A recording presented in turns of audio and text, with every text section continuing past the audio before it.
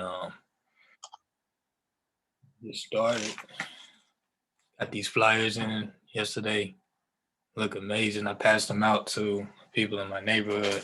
I'm like, y'all got to be here. Everybody was at the pool. You know what I'm saying? Signing up. I'm like, I need y'all to be on that same energy and that shit. So if y'all want me to send y'all some, let me know. If you want to like these are flyers that I feel like go up like on the store, like the bodega when you open the door and stuff like that. So if y'all want some, if y'all know somewhere y'all could post it up at, let me know and I can get them sent to you. I'd like to send me some. Okay, most definitely. I'll do that tomorrow. Let's see, Psalms. A good Psalms to read today. Let's talk about unity. Psalms. I think it's Psalms 133. I want to say the beard of Aaron.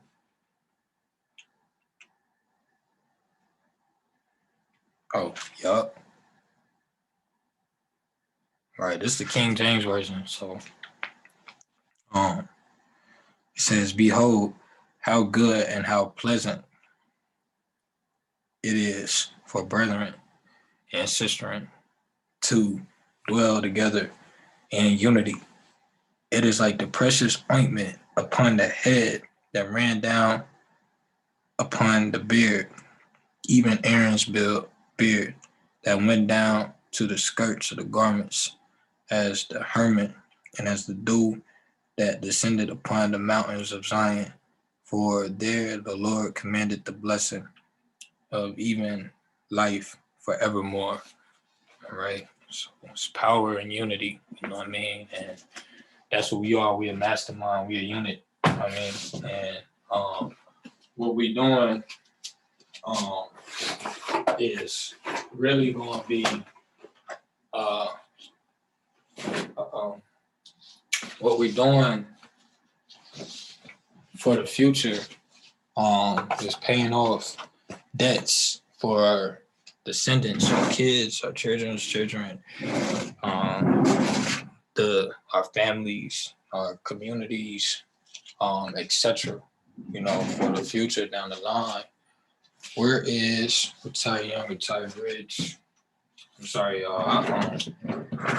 Me and my lady was up all night talking. So I'm getting up to a small, short stop. Give me 1 second.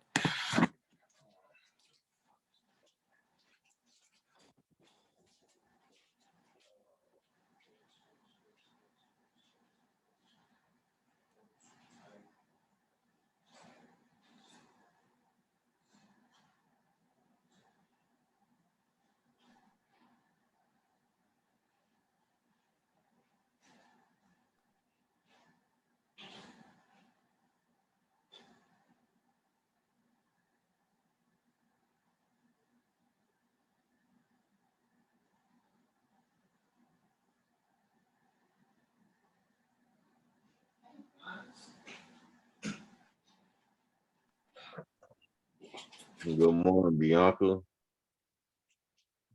and Miss Pam. How y'all doing this morning? Good. It's too early. I just woke up. I had a late night, early morning. Yeah. I understand. It seems like it's been like that all weekend. Yeah. It definitely has. Just think you wanted to get on at 7 yesterday.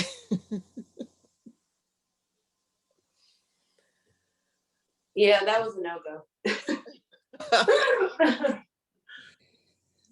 I'm a morning person. I don't have to be like if I'm off, my eyes are wide open. It's probably 6 or so every morning. But if I got to get up to go to work or something, I'm like, nah.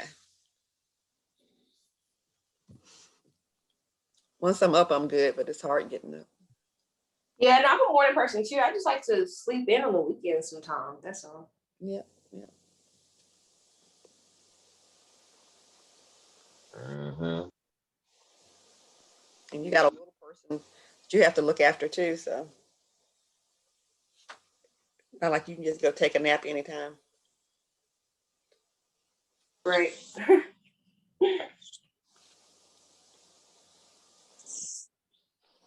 Uh, my uncle had a retirement party for his wife yesterday Oh, out in I don't want to say LaGrange, but it's not. It's Radcliffe, Kentucky. So I ain't get home until after 3 this morning. oh wow. I'm surprised you're on here. I know, right? Yeah, I would. I would have had. I would have joined real late. I'm like, peace, family. Send me the cliff The note. recording.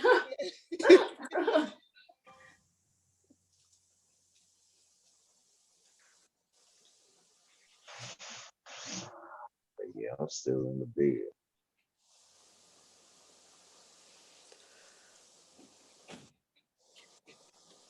All right.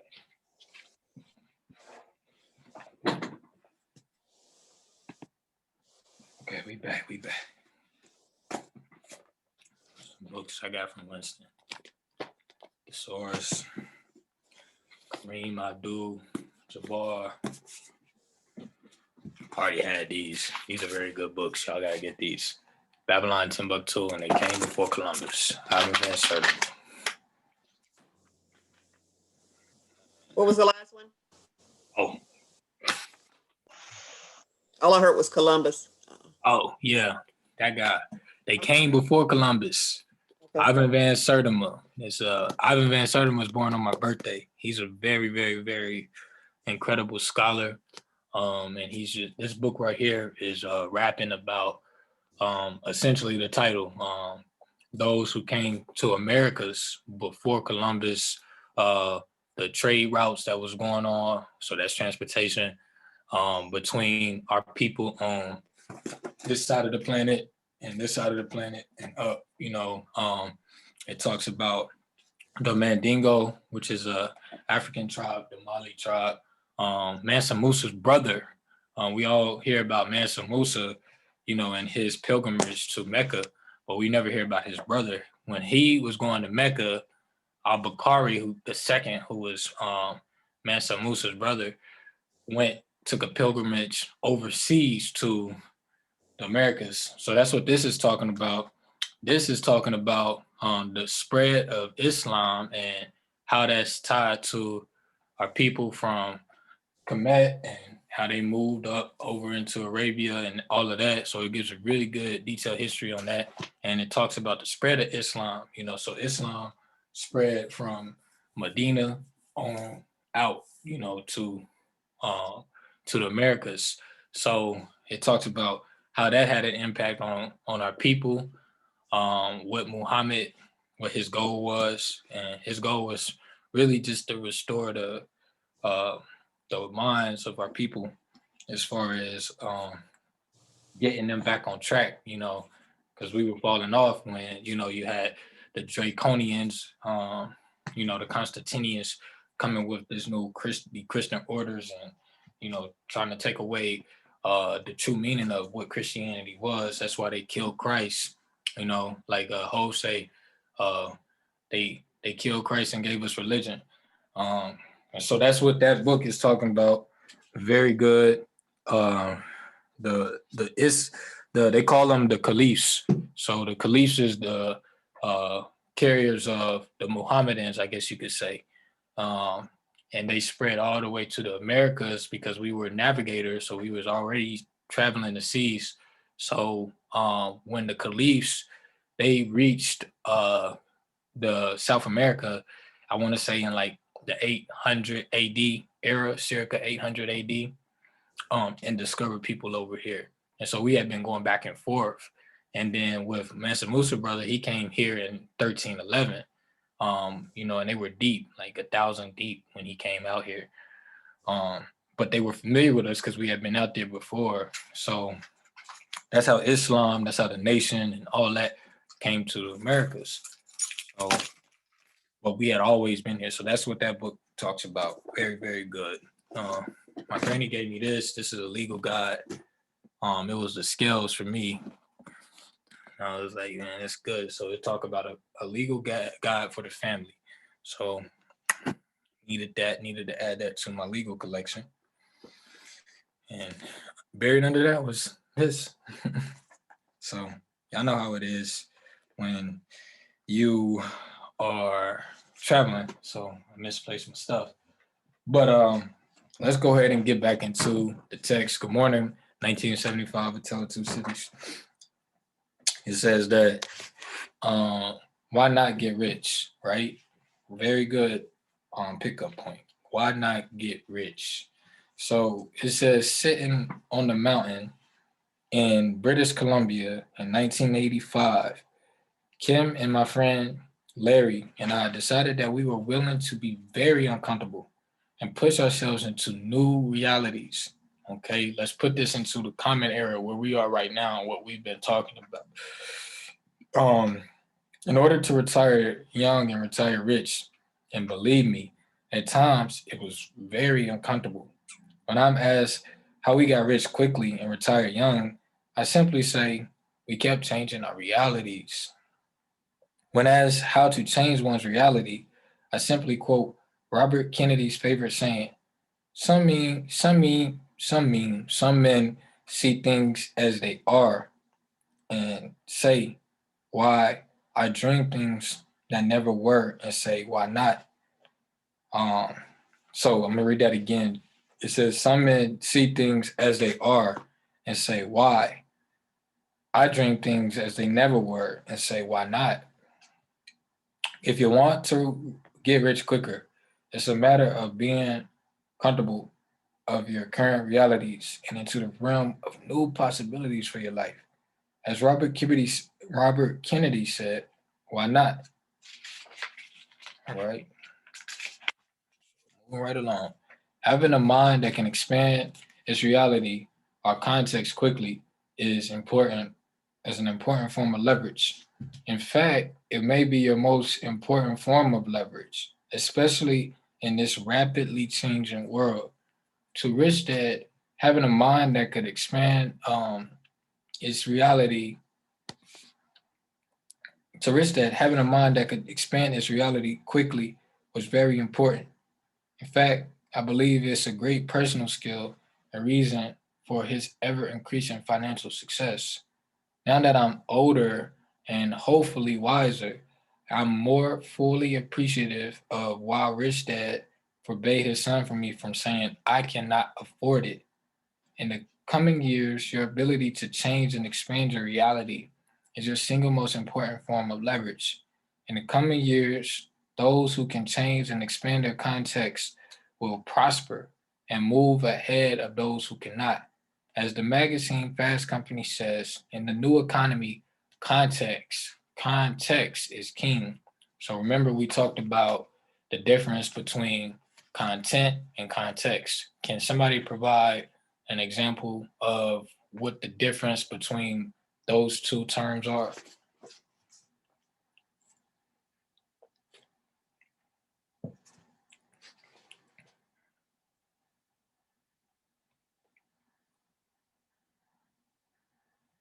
Anybody?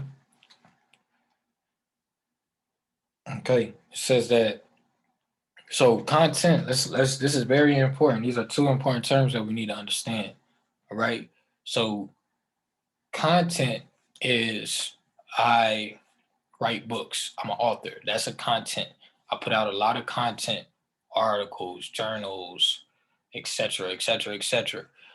Context is I have a business system behind that book, where I'm creating my own cash flow through different streams of income so that I could eventually have all these passive systems around me to where I can just embrace who I am as an author to the world. So, and transportation is important. Transportation will be content too, but it can also be context. So the why am I in transportation? Well, because publishing is tangible to uh, transportation and vice versa. So if I'm an author and I want to control my print and control distribution, I can do that. So that's why I'm in transportation, because No More Suits will be a number one customer for ground up distribution. Granted, my writing skills get better and I'm known world over. That's going to require a lot of paper to go into a warehouse and to print a lot of books that need to go back out. So that's that flow chart that we talked about. So that's the context of transportation and why I'm in transportation. You feel what I'm saying? It makes sense. So that's the difference between content and context. Because if I just focused on content and like I just was a creative and I didn't really care about business, then I would probably be living, paycheck to paycheck. I would probably work at a grocery store, etc., and just be content, with my life. So that's the difference between content and context. So building a blueprint around that would be the context, right? And people have to really understand that, because they only understand one element, and there's nothing wrong with that. But like we said, like Robert said, we're in the future. And it says, I'll read this again. If you want to retire young and retire rich, you need to be able to continually change your context quickly, because context determines content, and context plus content equals capacity, right? This is more or less complete ideas of the importance of mental leverage. Although this is the end of the mental reality of this section, much of this book will refer back to a very important concept of the power of one's reality. The next section of this book is the importance of leverage of your personal financial plan. The reason of having a plan is so important is because most people have dreams, but they fail to have a plan. It is important to have a dream of retiring young and retiring rich, but in order for the dream to come true, the person need to have a plan to bridge the dream into reality.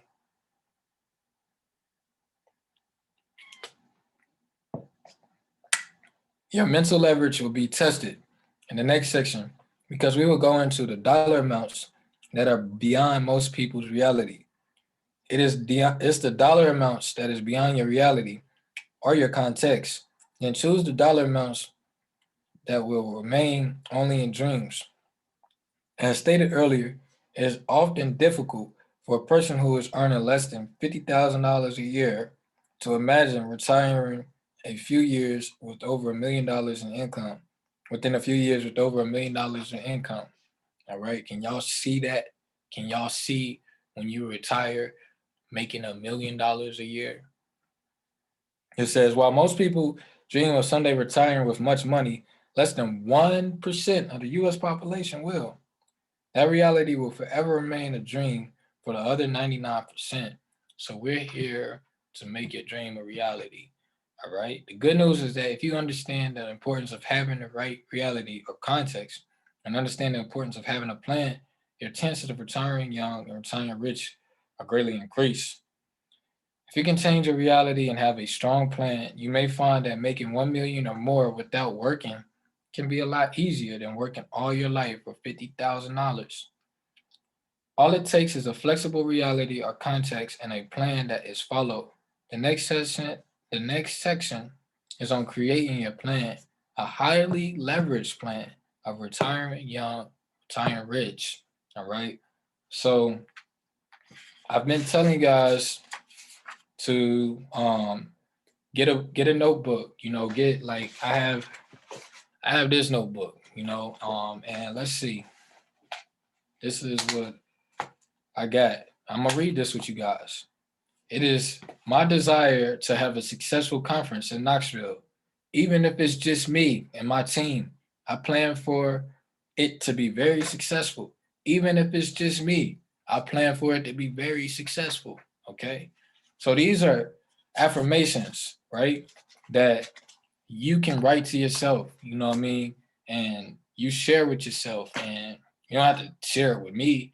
I just shared it to give you an example of the power of that and the power of writing down your plans. I got so many notebooks. I got, notebooks that if I read to you guys the stuff I wrote down in it like 2, 3 years ago, you'd be like, oh, wow. It's so crazy how I'm living the reality of literally the ink that I put on the pen when I was in a room the size of this half of this size of this room. I didn't have no desk. The bed took up most of the spot, so I had to sit on the edge of the bed and write, And so I strongly encourage you guys to really, really get you a journal. They're $1, and you can get it from the dollar store. You can get it from wherever. But make sure you get one and write down your plan, write down your affirmations, write down things that you're learning, like etc. And then go back and look at it in 2 years and see, like, if you accomplish those things. There's power in that. The universe is the way the universe works, and the ether chords. It's like when you write things down, that's a vibration, and those vibrations go into the ether, and then that vibration is in the air. And so the universe is working on your behalf to make what you wrote down, because they see how determined and how real it is. If you took the steps to go out your way to get a notebook to write it down, the universe is seeing that and it's feeling that, and it's working on your behalf. Trust and believe, and then you're going to pick up on those vibrational frequencies. And so when you recite that stuff in the mornings and then before you lay at night, those things are becoming a reality for you. You know what I mean? The universe is saying, oh, that must be possible because he can see it, he can feel it. So let's make this happen. You know what I mean? That's how the universe works. So it says, Section 2, the leverage of your plan. The following excerpts are from an interview with Robert Rich, Secretary of Labor in the Clinton administration. The widening gap between the rich and the poor is setting up for serious trouble. As Secretary of Labor, my goal was to try and get more jobs and better wages for Americans.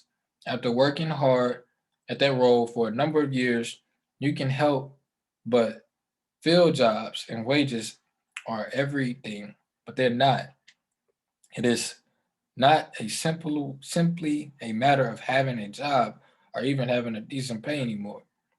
In the new economy, with the unprecedented earnings, two tracks are emerging: the fast track and the slow track, and the absence of graduations between.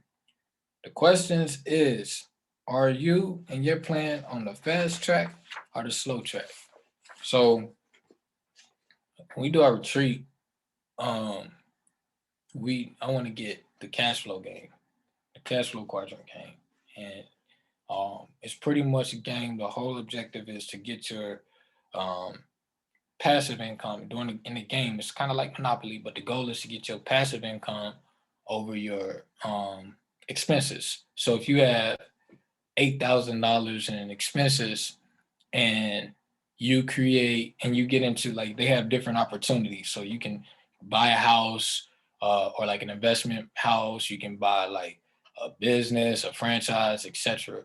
And each of them come with a certain amount of cash flow. So when you buy it, or when you have to make sure you have the means to buy it.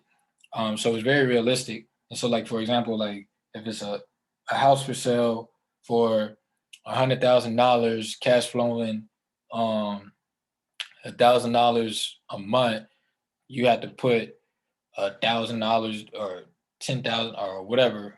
You got to put a certain amount of dollars down, and then you buy it and you acquire it, and then increase your passive, not your, because you may be like a pilot, or you choose your occupation, a doctor, a lawyer, whatever, and you make generally actively you making 4,500 or whatever. But then you buy these assets to increase your passive income. And so once your passive income supersedes your expenses, then you go on to the fast track. And in the fast track, it's the same thing. It's just like now you're buying bigger businesses, etc. And like you have a dream, and it's like a rat. You're a rat instead of like a car in Monopoly or whatever. And with that, you put your cheese on your dream. So the dream made to be have a park named after you. And so you roll the dice, and if you land on your cheese, then you win the game.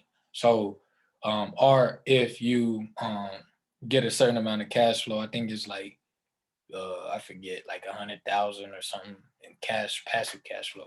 But what it's doing is training your brain to think passive streams, passive streams, passive streams, passive streams. I need to increase my passive streams of income. I need my passive streams of income to supersede my expenses.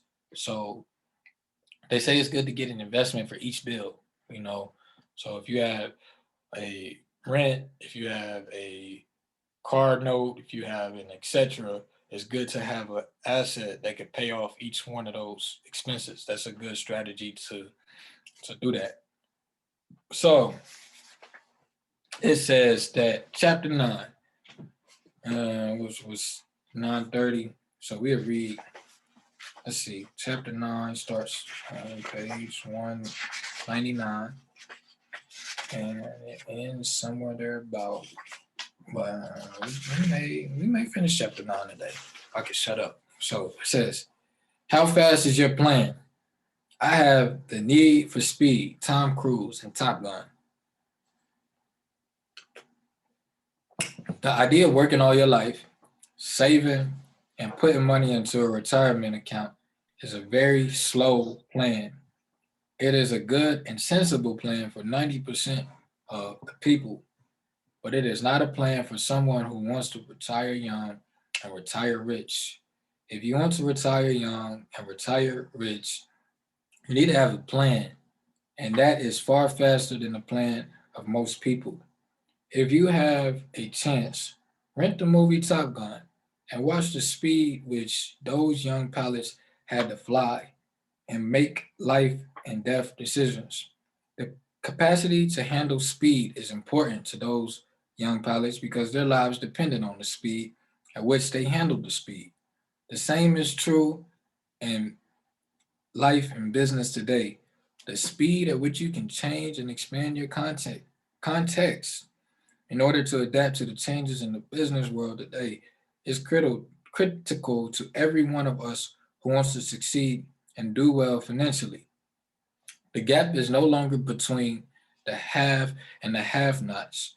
Today, the gap is changing the most rapidly is the financial gap between the middle class and the rich. Saying it bluntly, if you have a slow industrial age plan or context, you're being left behind financially, not by your peers, but by your younger people who are faster, who with faster minds and more accelerated ideas. The accelerating rate of change of context is why we have 25-year-olds who are billionaires, and we have 50-year-olds who are hoping to find a $50,000 job a year.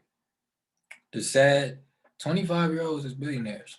The sad thing is that many of these same 50-year-old peers of mine are still advising their kids to follow their footsteps, riding the same slow train their parents rode. All right. So in the book 3, Rich Dad's Guide to Investing, I began with the statement that investing is a plan. I said that most people plan on being poor, which is why so many people say, as my poor dad did, when I retire, my income will go down. In other words, they plan on working hard all their lives only to become poor. Rich Dad said, if you want to be rich and retire young, you must have a very fast plan that makes you richer and richer with less and less work. Okay. So our goal is to get out of that uh, mindset, that mentality, and to get on that fast track.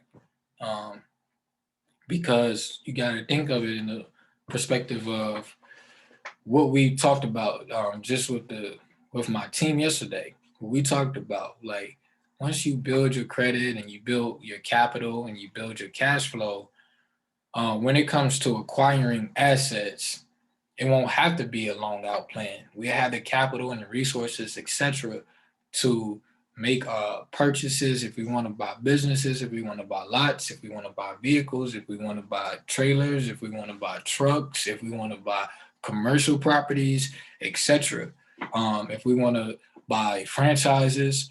So that's a fast track, you know. And again, we are a network with mastermind. So if we all are in that same pool, um, then we would be able to say, "Hey, Miss Pam, it is a medicinal or a cannabis shop in Portland, Oregon that was started by Ray Khan, and he wants to expand to Nevada and Arizona, and they just legalized marijuana in Mississippi. He wants to go out into Mississippi. Would you like to start a franchise out there and get out there, and then we can get the distribution contract on the back end? You see what I'm saying? These are the conversations that I would like to have with us as a team as we're building. You see what I'm saying? Or hey, Bianca, I'm about to release another book here in 2030, and the Minnesota community really rocks with me. Can you see about if we can get some franchises out there in this city, this city, this city for no more suits, so that we can put that in there, and then you work on the back end and getting the distribution contracts with ground up and stuff like that and lining that up. These are the fast track. This is the fast track. You know what I mean? This is not stuff that they would tell you on a 9 to 5. They may have you being a benefactor of it, but they're not gonna be like, well, let's acquire this. Let's partner. Let's do a partnership with your company and my company. 1975, Los, they want to get it into the Spain market, and they want to get it all throughout Spain. And so, like, let's go out there, let's build, let's see what's the good areas, the good markets to go in. So, can you fly out to Spain for 2 months and really learn that market and build with these people and let these people know about your book and do book tours and stuff like that? These are the conversations that we need to have amongst our people. So that's that fast track. You know what I'm saying? And we'll be able to not just talk about it, we'll be able to execute on it. So we're building up our capital, our resources, like our credit, our businesses, etc., our cash flow, so that we can be in a position to do that.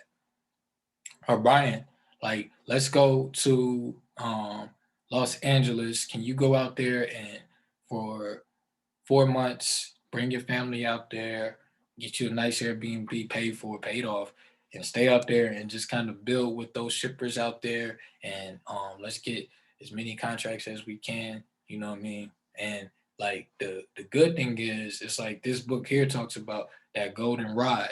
Like if you fish with a golden rod, the rod is going to be more valuable than whatever you lose. So even if you don't get a contract, you still come back with gold. You feel what I'm saying? Because you got more contracts in the Charlotte market. You know what I mean?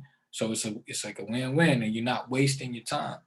So how do you create a fast plan? Let's talk about it. One of Rich Dad's basic tenets on money is just an idea. Adding into this, Rich Dad also said, there are fast ideas and slow ideas, just as there are fast trains and slow trains. When it comes to money, most people are on the slow train, looking out the window, watching the fast train passing by. If you want to become rich quickly, you must include fast ideas. If we were to build a house, most people would first hire an architect, and the architect, uh, and you work on creating a set of plans. Carlos, you can relate to this. You got a house built. It says, yet when the same people begin to build their fortune or plan for the future, most people do not know where to begin. They never designed a financial plan for their life. There are no blueprints to wealth.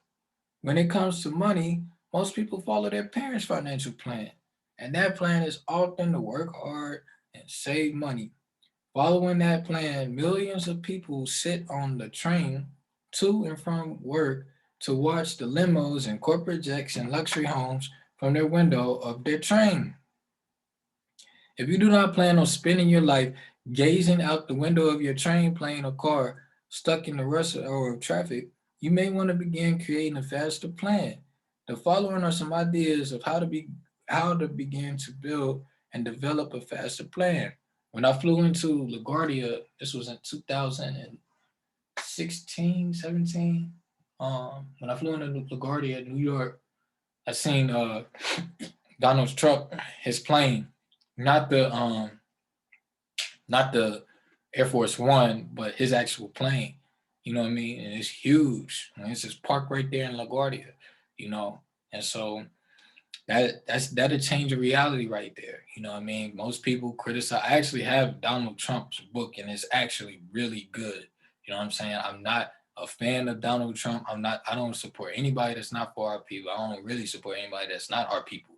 You know what I'm saying? So, but they have a different reality, you know what I mean? Because they play by a different set of rules. So it's a lot of gems in his book, The Art of the Deal.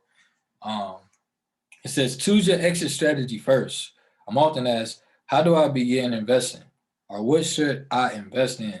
My response to their question is another question. What is your exit strategy? And sometimes my second question is, how do you want to be when you exit? How old do you want to be when you exit? My rich dad repeatedly said, a professional investor always has an exit strategy before they invest. Having an exit strategy is an investment fundamental. That is why Rich Dad also said, always start at the end before you begin. In other words, before you get into investing, you would need to know how, when, where, and with how much you want to exit. For example, someone came to you and said, what is the first thing you should do before planning a vacation?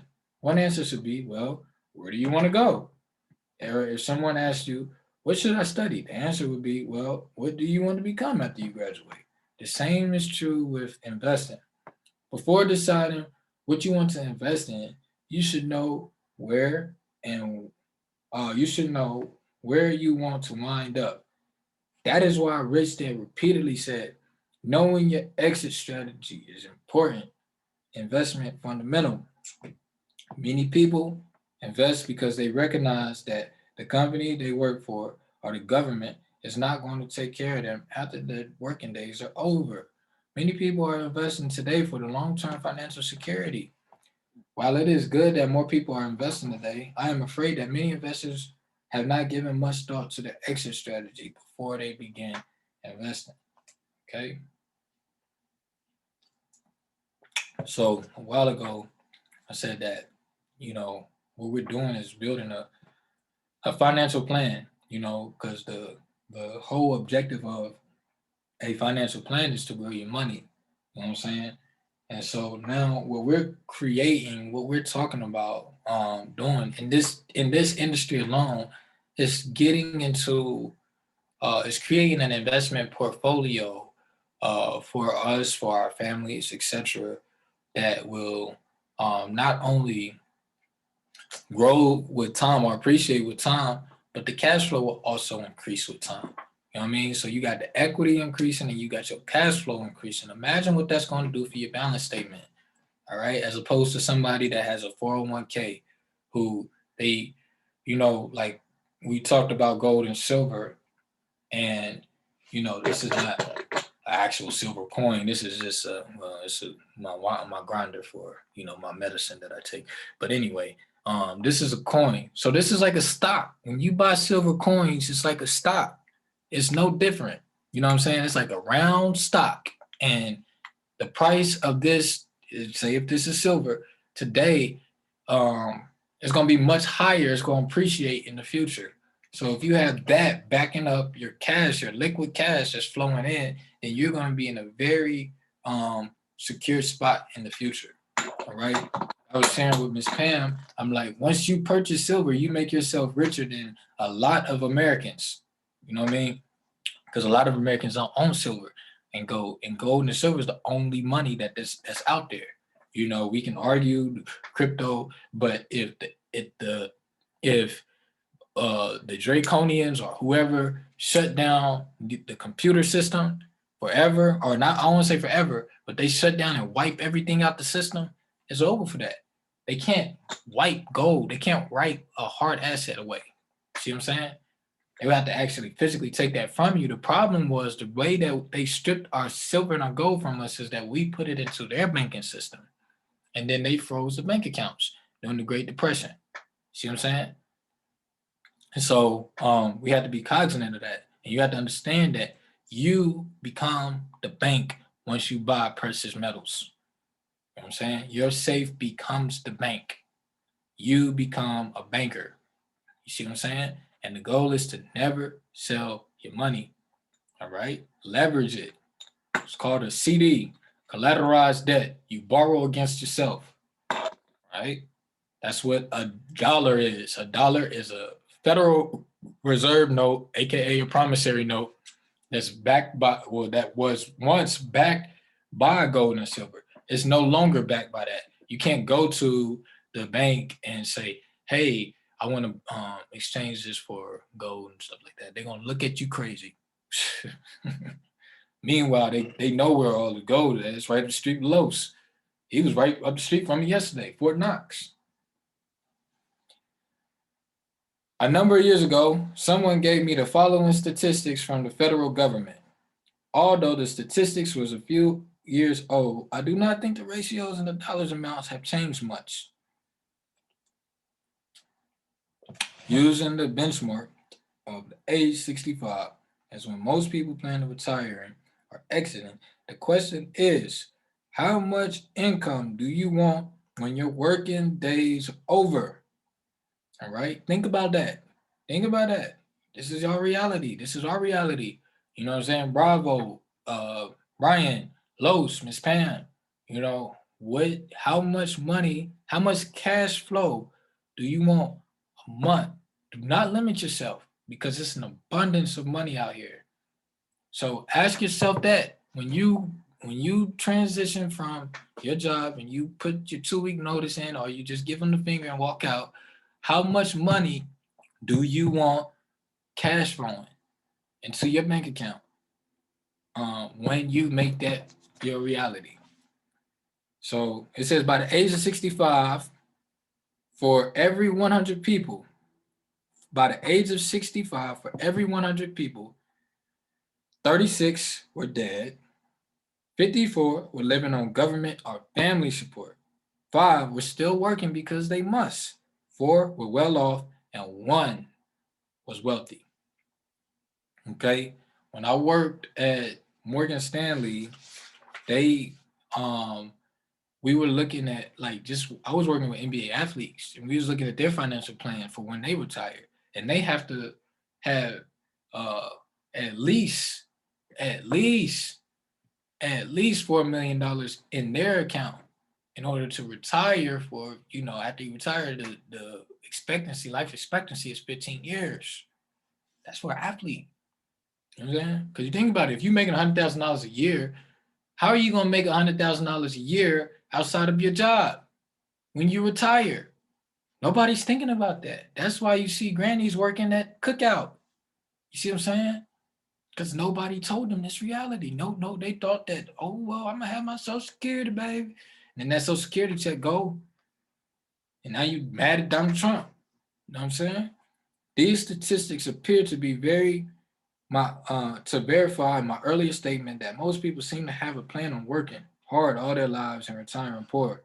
Either they have planned on retiring poor, or they did not pay attention to their financial plan or their exit strategy. Looking at these statistics, the question is, when you are age 65, which group do you want or plan to be in when you exit? Hopefully it's the one. My poor dad, although highly educated and hardworking, continually went back to institutions of higher learning for more education, yet still wound up in the group that was at the bottom of the heap at the end of his life. My rich dad, on the other hand, wound up far off the chart in the rich category. Although both men more or less started with nothing, they each had a different plan and exit strategy. One planned on retiring poor, the other planned on retiring rich. Although both men kept working after the age 65, the difference was one had to keep working and the other one worked because they enjoy working. The art of the hustle. What is the goal of your exit strategy? All right. What is the goal of your exit strategy? Ask yourself that. What is the goal of your exit strategy? Okay. After looking at the government statistics, I realized that the further distinctions needed to be made in order to attain a more useful chart to determine one's financial exit strategy. Taking these U.S. government statistics, I added further dollar distinctions to those statistics based upon year 2000 dollar valuations. Upon retirement at the age of 65, the income without working falls under these categories. Poor, $25,000 or less per year. Middle class, $25,000 to $100,000 per year. Affluent, $100,000 to $1 million per year. Rich, 1 million or more per year. Ultra rich, 1 million or more a month. Okay, imagine that, $1 million a month. The unfortunate reality is that 1 out of 100 Americans will reach the affluent level or higher when they exit the workforce. Again, y'all, words are spells. Write it down. Chances that I got a check. I say, Miss Pam, I got a check I wrote myself for $1 million when I first got my checkbook, and I'm waiting to cash it. Well, I'm not waiting. I'm gonna cash it. It says these 36 will exit this earth prior to exiting the workforce. It says that chances that 36 out of 100 will be dead. As the U.S. Health and Education Statistics state, these 36 will exit the earth prior to exiting the workforce. That means 59 out of 64 people remaining will exit below the affluent level. Only 5 go beyond that level. One reason for this is a slow financial plan with a clearly defined exit strategy. In my investment seminars, I often ask investors, why do you want to be, which group do you want to be in once your working days are over? In other words, what is your targeted exit level? I find it interesting that most people are happy to simply wind up in the middle class exit strategy. I then say, if you are happy there, then keep riding the slow train. The slow train will get you there. I explain further by saying the slow train follows the schedule of finding a safe job, work hard, live below your means, save money, and invest for the long term. When I'm asked, can I get to the affluent level on the slow train? My answer is yes. You can get there with a safe, secure, high-paying job, but you must begin investing young, live frugal, invest in a large portion of your income, hope that the market does not crash, and be willing to retire at age 55. Explaining further, I say that there is a price for using this plan of job security and frugality to reach the affluent level. The price of that is often difficult to move on to the rich, ultra rich level of using such a conservative plan. If all you want to retire, if all you want is to retire at the middle class and affluent levels, then you do not need this book. There are many books written for those levels for people with that context and reality.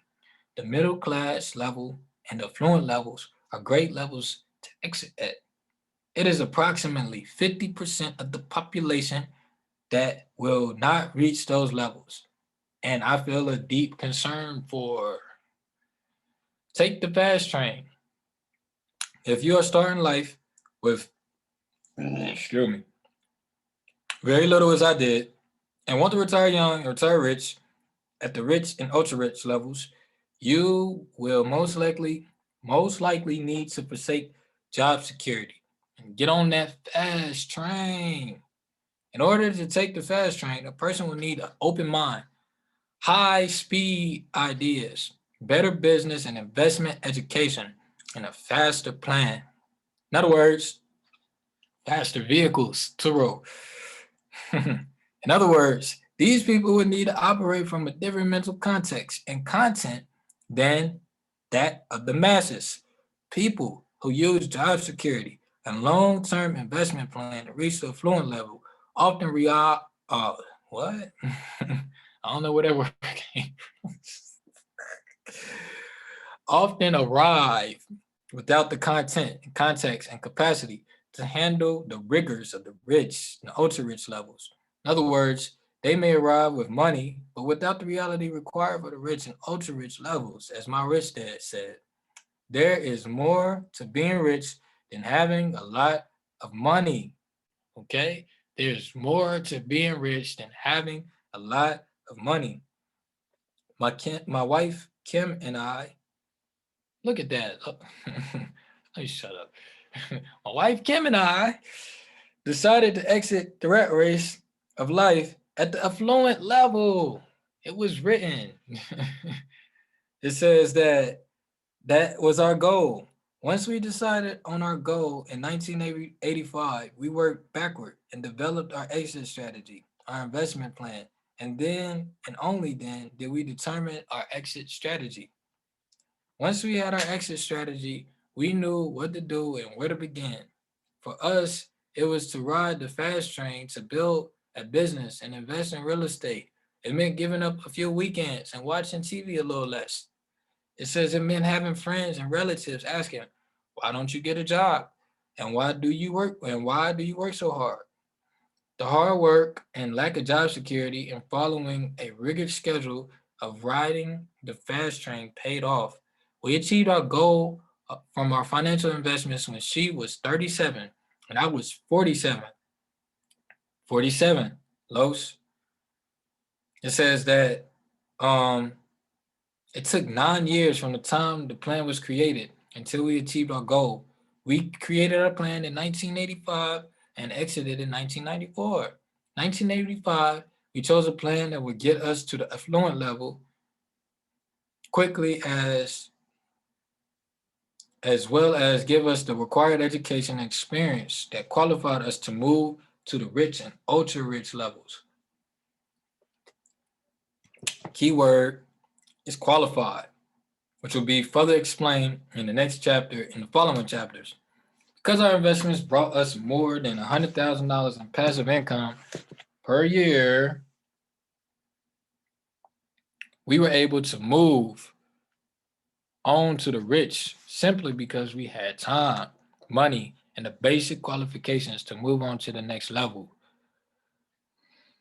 We went from the affluent level to the rich levels in 5 years. The next stop is the ultra rich level of residual income.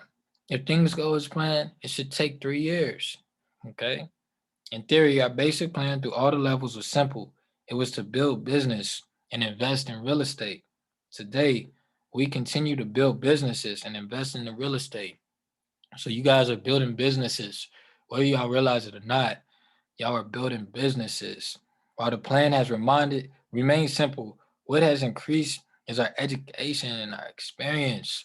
And this education and experience that allows us to increase the speed which we build businesses and buy real estate. In other words, we made mistakes, corrected, and learned. By making those mistakes and learning, that what has changed is the size of our context, our content, our knowledge, our capacity to handle larger projects and dollar amounts, and the speed at which we possess larger and more complex facts and figures.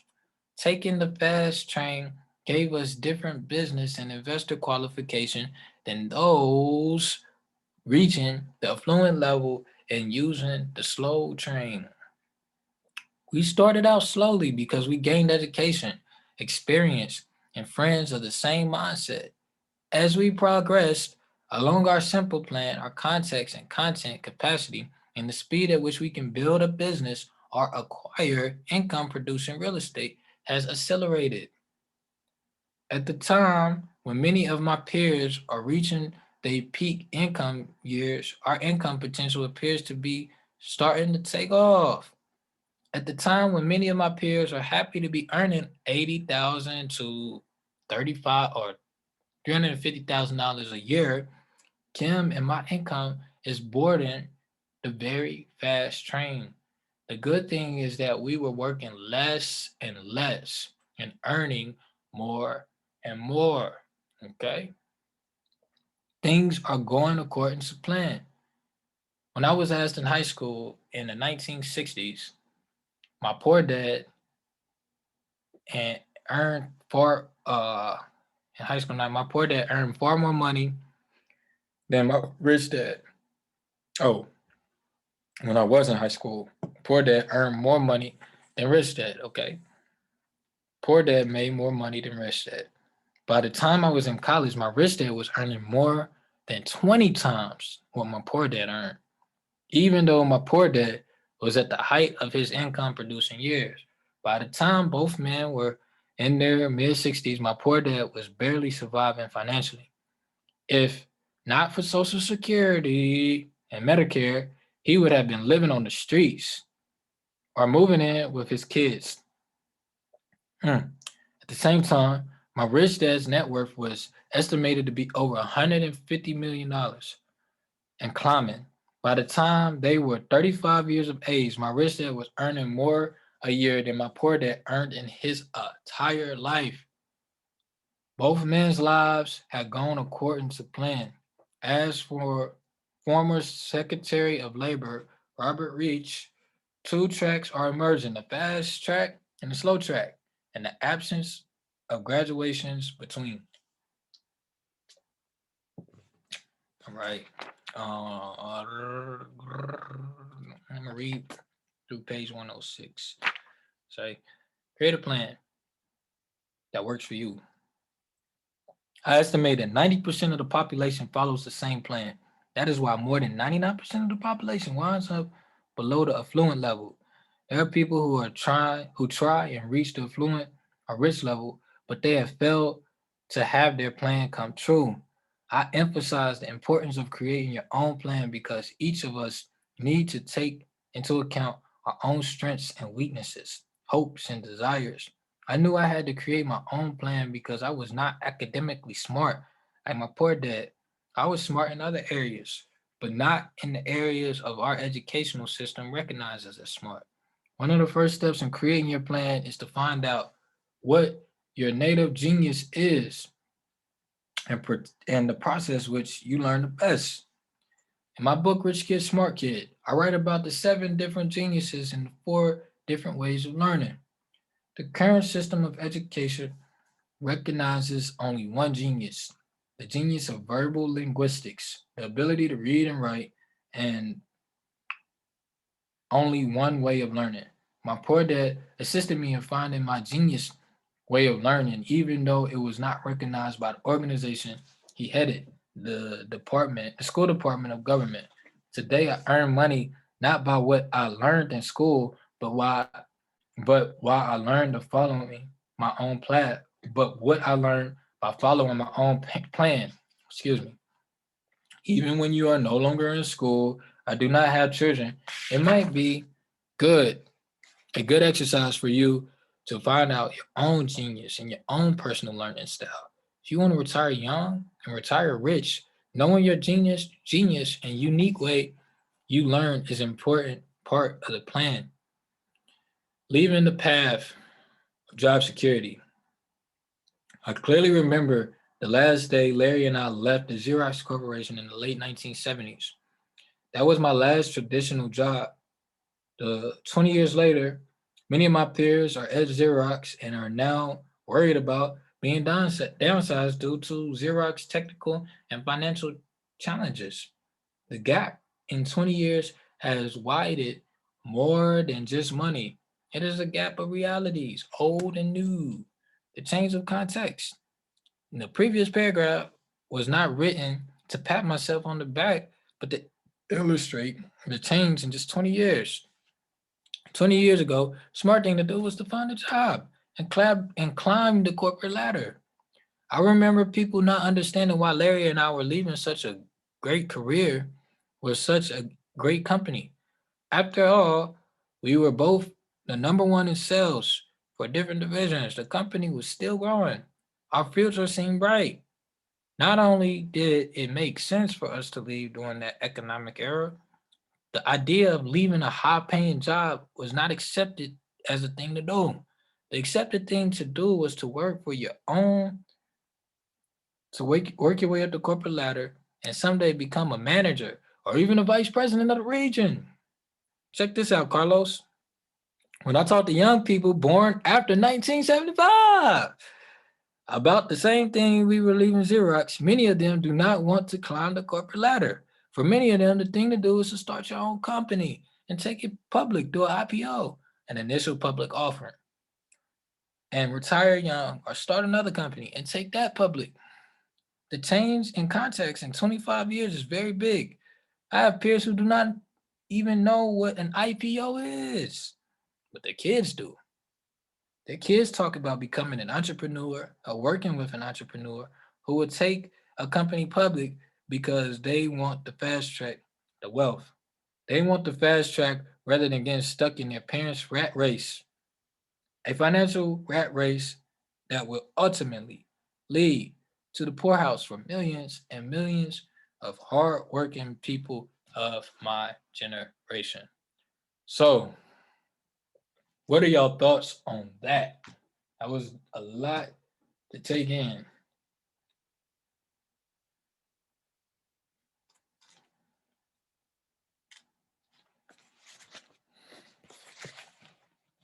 Los, Spam, B, what's y'all thoughts on that? It's a lot to take in, but it's interesting at the time that we're discussing it when it's becoming real for us right now, trying to figure out, how we're going to come out. Most definitely. Ryan, what's your mind thinking based off of what we read today?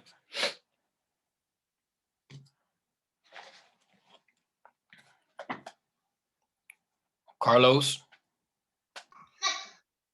It makes you think about, of course, your exit plan. Do you want to just go?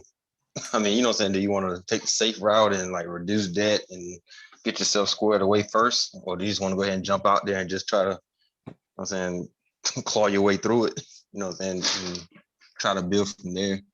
I mean, that's pretty much the dynamic that I'm going through right now.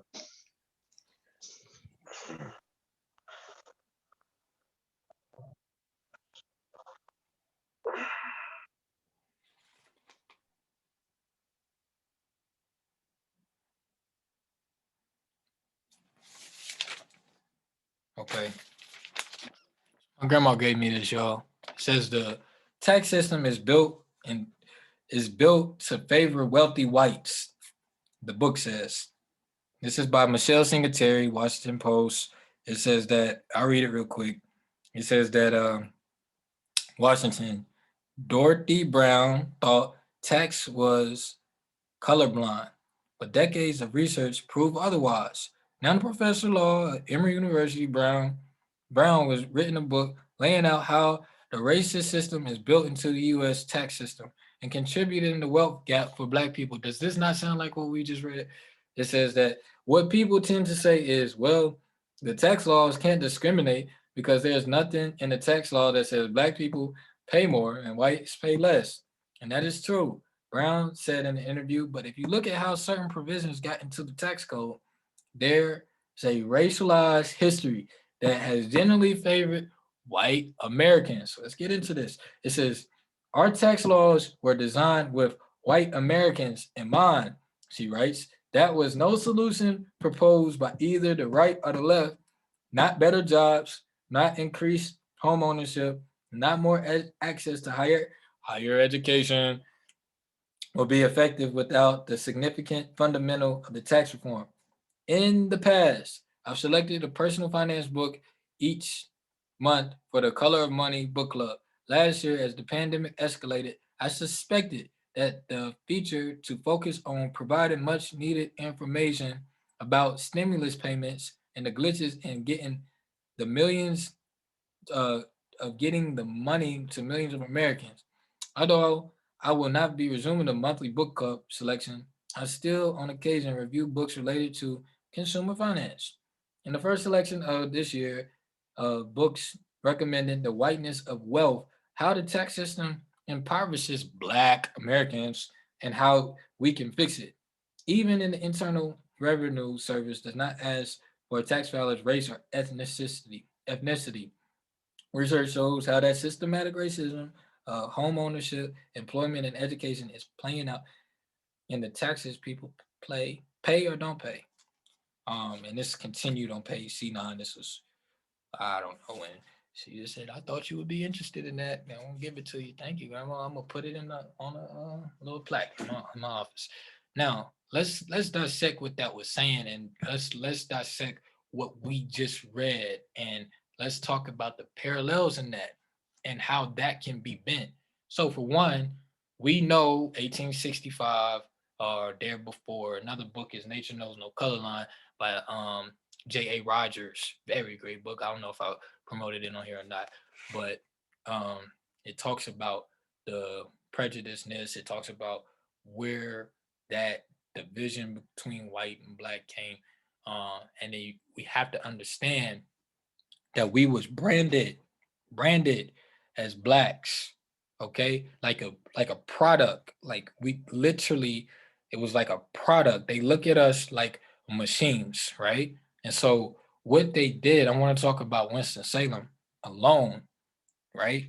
So in Winston-Salem, we have been civilized for a very long time.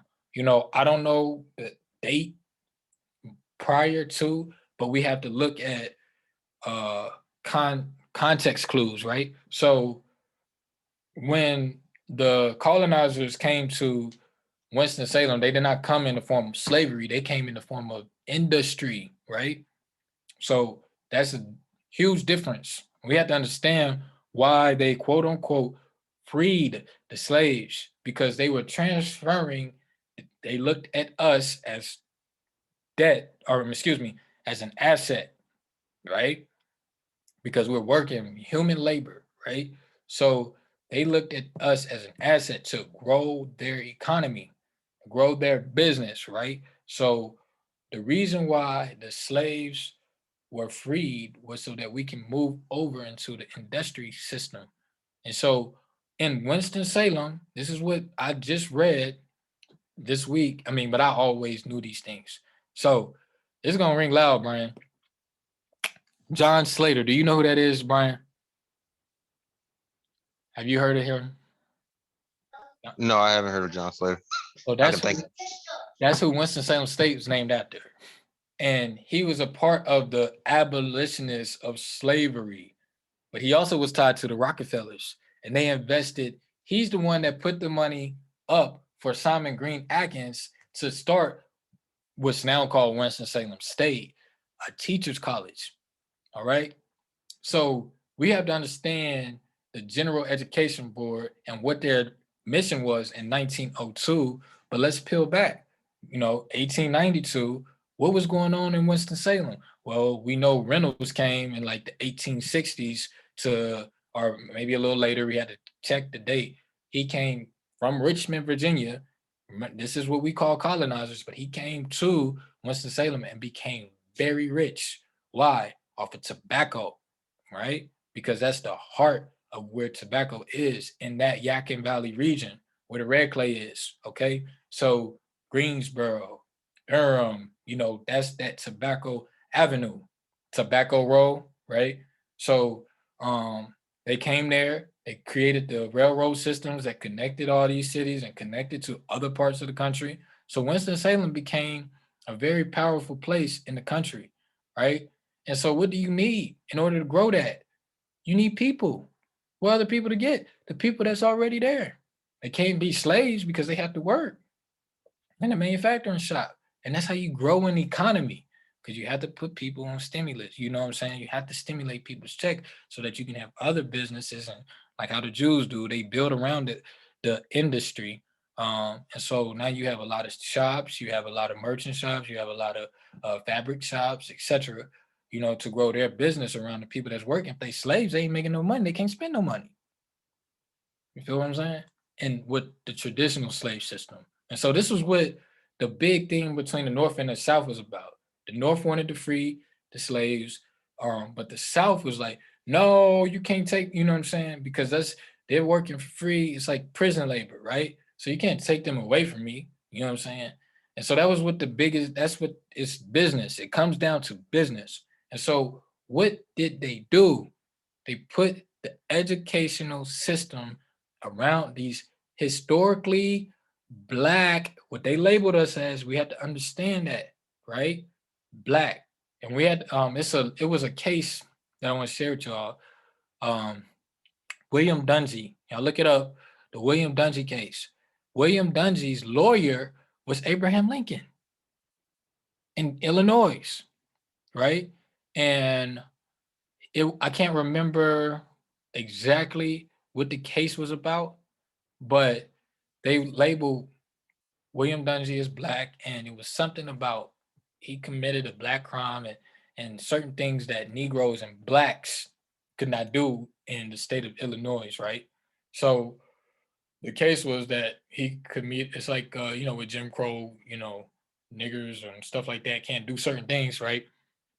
But Abraham Lincoln argued in court that this man ain't black. He's a Moor. You see what I'm saying? And so the problem with this system in America is that we subscribe to this term that they gave us to indenture us, right? As blacks, African Americans, Native Americans, etc., colored, the list goes on. You know what I mean? And so we subscribed again. Remember, I told you guys that words are frequencies and words are spells. So we subscribe to this brand, right? To build them up.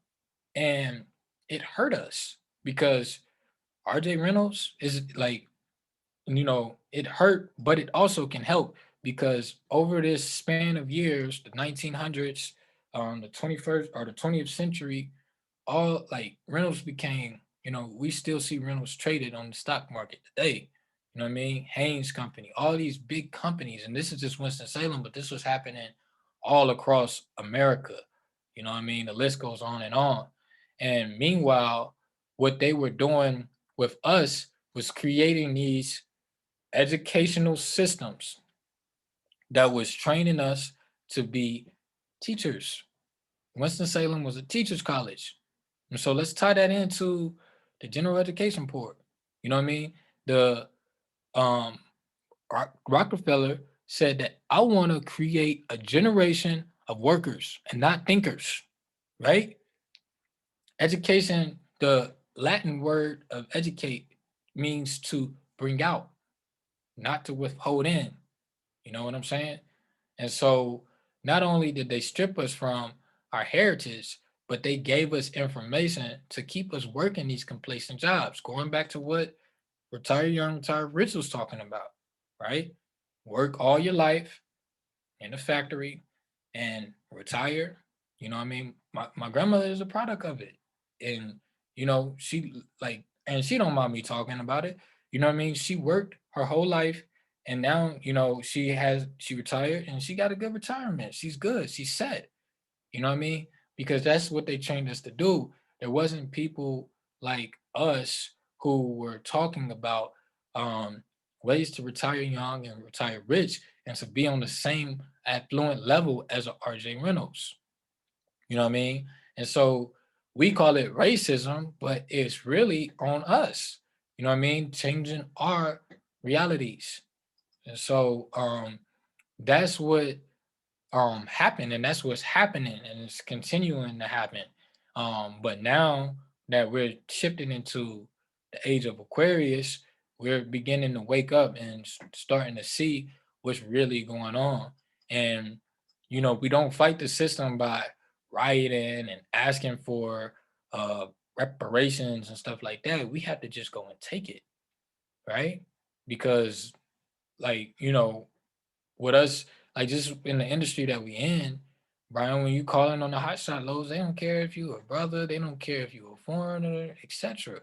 It's you, whoever's in the game, whoever's on that call, on the opposite end. When you become a broker, you're not gonna care who, you know what I'm saying, who call in, because you got to get that product from point A to point B, right? That's what moved the industry. So that black white thing is really an illusion. The problem is not a bunch of us in the industry. Again, why I'm here every Sunday, why I'm doing conferences to turn our people on to it. You know what I mean? Because our people don't know about this. They don't know that they can come in here and scale a business very quick. You know what I mean? We can let's compare it to any other industry. You know what I mean? Transportation is in this system You know what I mean? Creating a dispatch company, a broker company, an investment company is the fastest way to scale a business in any other industry. You know what I mean? Maybe real estate, but even with that, it requires a lot of steps that you have to take in order to do that. Here's his phone calls, and you can increase your capital, you can increase your cash flow, etc. And so, you know, even going back to me being a recent graduate of Winston-Salem State, that's still the same method. You know what I'm saying? They want us to get in, um, and they have job fairs every year with all these companies, you know what I mean, that's tied to Rockefeller, actually, you know what I mean, who come every year on the campus, Winston State, and say, hey, where's your resume? You know what I'm saying? And then on the campus, you're celebrated when you go out and you get a 9 to 5 at a big time corporate job, you know. But you're like people like me, I'm like, um, you know, he started, well, you know, he started his own company. Congrats, I guess. You know what I mean? It's not that same love that I would have had if I would have stayed at Morgan Stanley making $100,000 a year. You know, if I would have been at Morgan Stanley making $100,000 a year, then my reality would have been a lot different. You follow what I mean? And so, like they would have praised me, they would have asked me to come back, to speak to the kids and get them on, stuff like that, you know. And so if you look up John Slater, that's who, and you look up his profile and you look up that time period, what was going on, and you look at what they did to the indigenous people who was on this land and how they branded them to take them away from their reality of who they really were, then it's easy. It's more than just religion.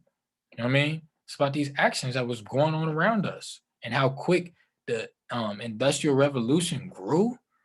You know what I mean, and how much wealth these what they call them, draconians or whatever you want to call them, these people, these hybrids, were making the masses of wealth that they create and that they made. You know, Reynolds is probably one of the wealthiest people during the 20th century. You look it up. You know what I mean? And then it talks about their network. I got a book now, another book that talks about these societies that was created around Winston-Salem and etc. So we have to really, really, really, really, really understand that. And that understand that again, nature knows no color line, right? So we can play by the same set of rules. Like I said, Donald Trump, Art of the Deal, very good book. Most black people will not pick it up because they hate Donald Trump. And they can't even give you a real reason. Donald Trump hate black people. That's their only, because he's a Republican. The Democrats and the Republicans don't want the indigenous people, not the black people, to succeed. They may be for, the Democrats may be for black people because that's how they become and get into the position that they in. You know what I'm saying? Hillary Clinton don't give no two shits about Winston-Salem. You know what I mean? Or the people in Winston-Salem. But when she come in those political campaigns to get my vote, everybody, oh, Hillary. Bill got fried chicken and lemonade. He for us. And this is how bamboozled that we've been and programmed over years and years and years and years. And so it's 2021, Holmes.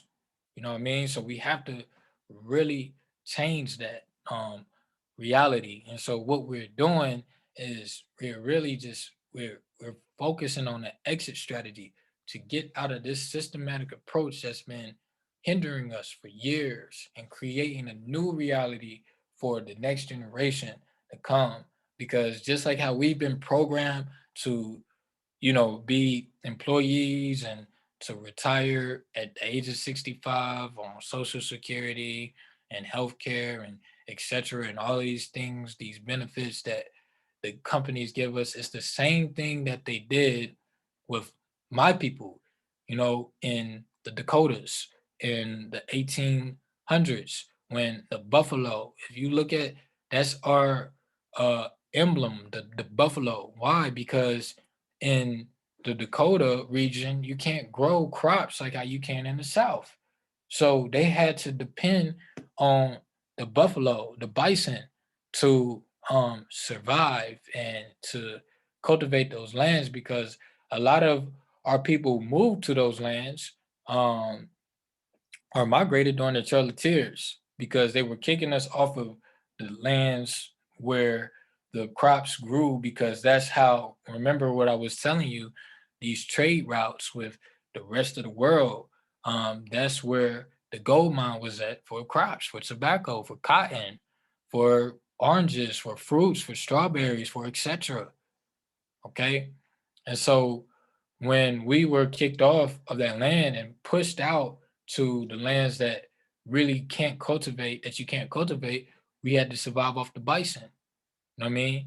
And then land is an asset within itself. So when they came and took the land in the Dakota and the Black Mountains, right? What they did was they took the bison, right? So that we could depend on them, right? And so this is what this is the history of America.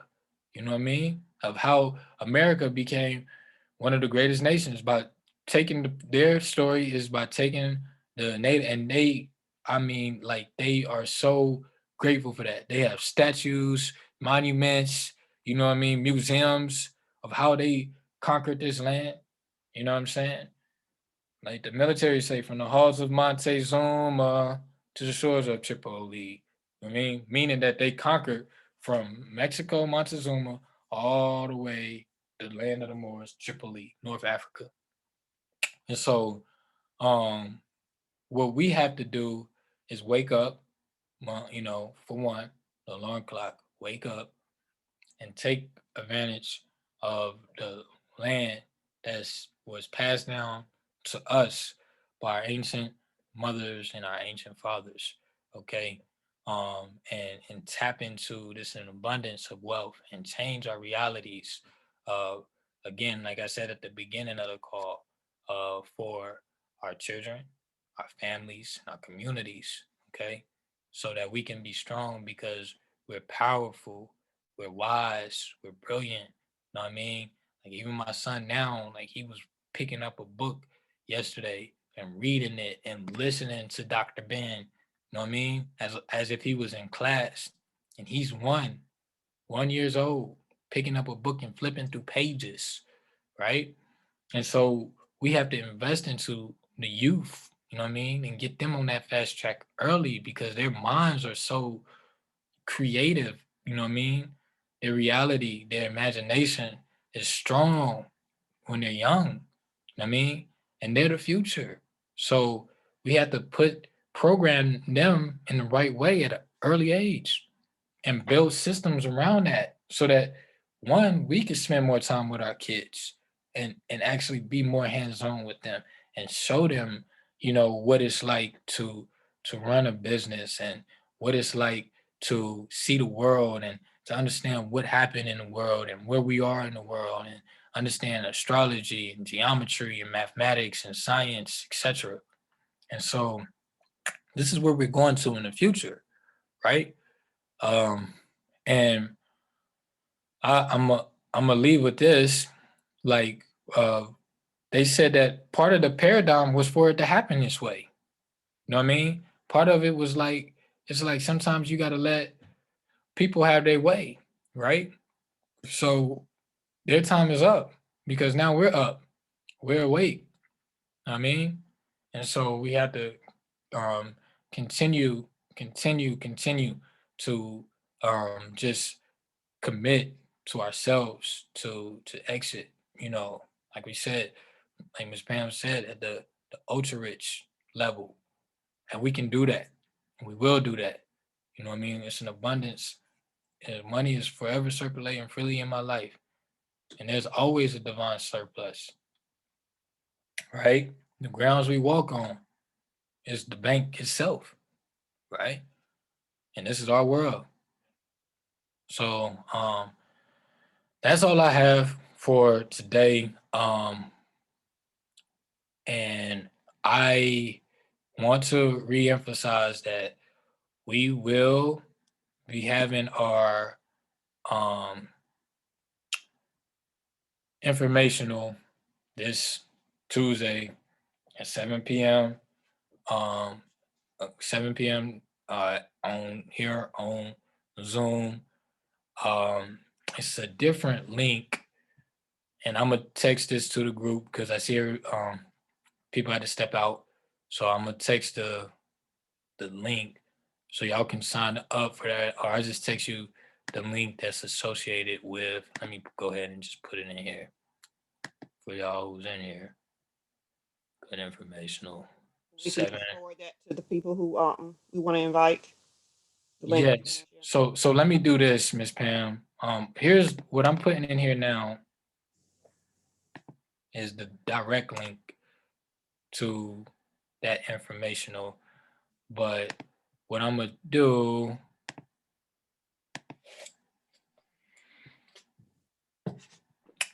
is just give you the link that I have on the website because that's a calendar link, and what that would do is text and remind them.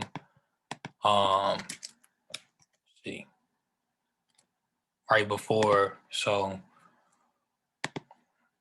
just send it to your people, anybody who you know would be interested in getting into the industry, or people who you know would be interested if the idea was presented to them. Let me see. Upcoming events. Here it is. Okay. Copy.